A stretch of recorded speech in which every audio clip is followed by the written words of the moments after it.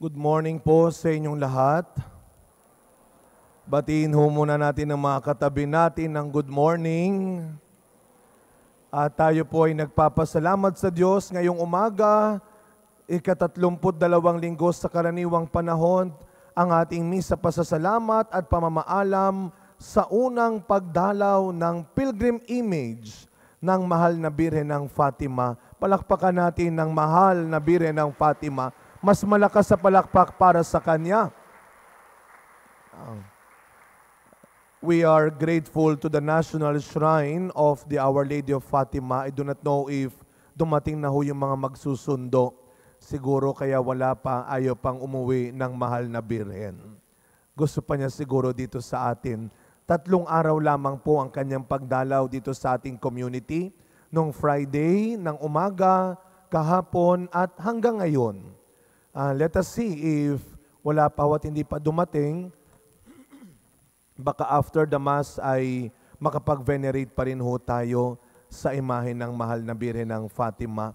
Kagabi ho, meron tayong espesyal na harana para kay Maria bilang pagbibigay parangal sa first visit ng Our Lady of Fatima sa ating parokya.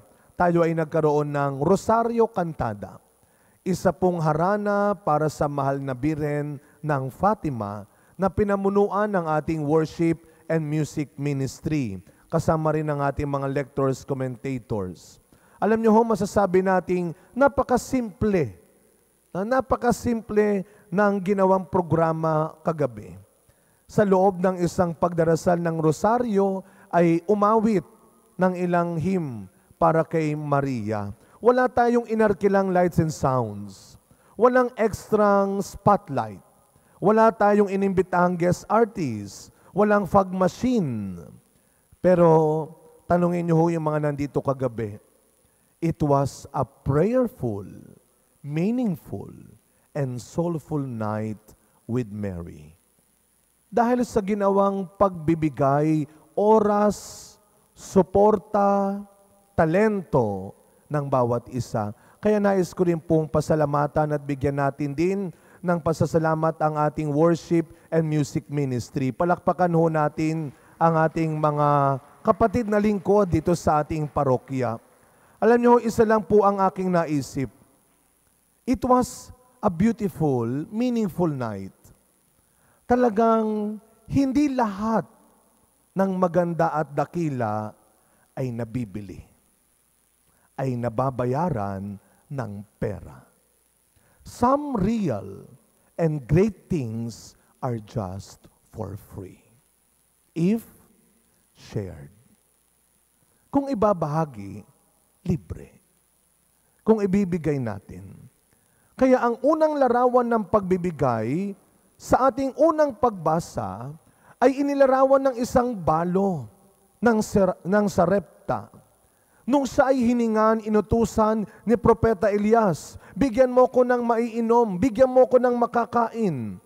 Alam niyo, sa kabila ng kanyang mahirap na kondisyon, sa kabila ng kanyang mahirap na sitwasyon at ng kanyang mga anak, sabi niya, kung kami nga alam ng Diyos, kung paano ko tinitipid ang pagkain namin ng anak ko. Pero sa kabila ng kondisyon na ito, nagawa niyang paniwalaan ang pangako ni Elias sa kapalit na ibibigay ng Diyos. At nangyari nga yun, hindi naubos ang arena sa lalagyan. Hindi naubos ang langis. Mga kapatid, hindi madali yung ginawa ng babae, nung balo. Sa totoong buhay, hindi naman ganyan lagi ang eksena. Kasi takot ka, lalo na kung pakiramdam mo, kaunti na lang ang meron ka. Na maliit lang ang meron ka. Sa panahong nagkalat ang mga sinungaling, sa panahong nagkalat ang mga manloloko, sa galing ng ibang paniwalain ka at paasahin ka, paano pa nga ba tayo madaling magtitiwala sa iba? You know, my dear friends, knowledge and wisdom are God's gifts. Biyaya po ang katalinuhan. Biyaya ang karunungan. Samahan mo ng pag-iisip ang pagdarasal para hindi ka nagmumukhang hangal. Samahan mo ng pag-iisip ang pagdarasal para hindi ka maging hangal. Hindi ipapahamak ng karunungan ng Diyos ang tao. Kung mas pakikinggan at paniniwalaan mo ang mga katulad ni Elias na magpapalakas ng pananalig mo sa Diyos, na magpapalakas ng tiwala mo sa sarili mo. Kaya walang taong walang alam. Bahagi ng paglikha ng Diyos sa tao ang karunungan at katalinuhan. Kaya samahan mo ng pag-iisip ang pagdarasal. Hindi mo kailangang magpanggap na matalino. Hindi mo kailangang magpanggap na magaling, na malakas, na mayaman. Huwag kang umastang tagapagligtas ng lahat. Sabi nga ng sulat sa Hebreo sa ating ikalawang pagbasa, mga kapatid, inihain na si Kristo bilang handog na kaligtasan ng tao. Siya lang at wala ng ibang tagapagligtas. Huwag kang umastang tagapagligtas ng lahat. Hindi mo kailangan magpanggap. Huwag mo lokohin at kawawain ang sarili mo para lang umangat ang iba. Para lang makalamang ang iba. Huwag kang magpagamit. At hindi mo kailangang lokohin, kawawain ng sarili mo para lang magkaroon ka ng meron sila. Mga kapatid, itong ebanghelyo natin ngayon, napakaganda ng mensahe at aral. Kung kakausapin ka lang ng balo sa ebanghelyo natin ngayon, ipapaalala niya sa iyo na hindi turuan sa pagbibigay. Hindi turuan sa pagtulong. Hindi ang may marami at malaki lang ang dapat unang nagbibigay. Hindi ang mayaman lang ang dapat laging nagbibigay. Minsan kaisipan na natin yan. Sila ang hingan nyo. Sila dapat ang unang nagbibigay kasi sila ang mayaman, kasi sila ang meron. Hindi po sa binabaliwala ang ibinigay ng mayaman sa ebanghelyo. Tandaan ho natin, alam ng Diyos kung sino ang nagbigay ng tapat. Alam ng Diyos kung sino ang gumawa ng tapat.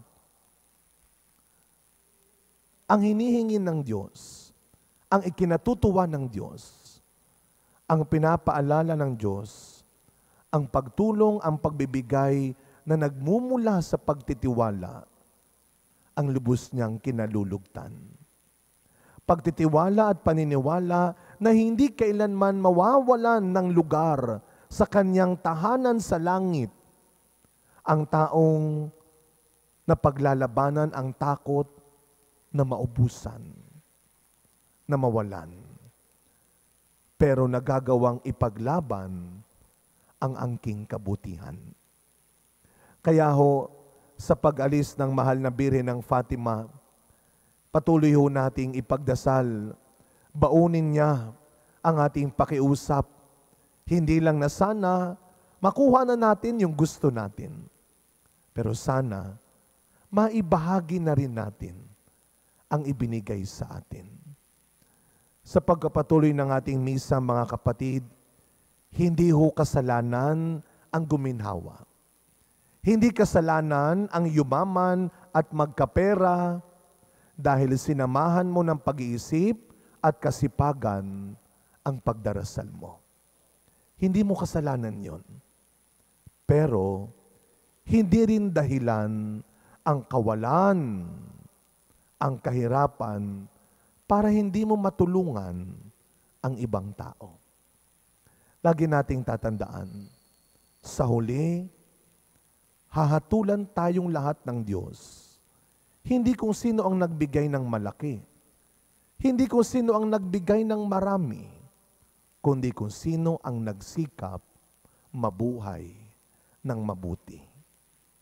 Always choose to be good and to do good. It is for free. Amen. We all stand and together we profess our faith.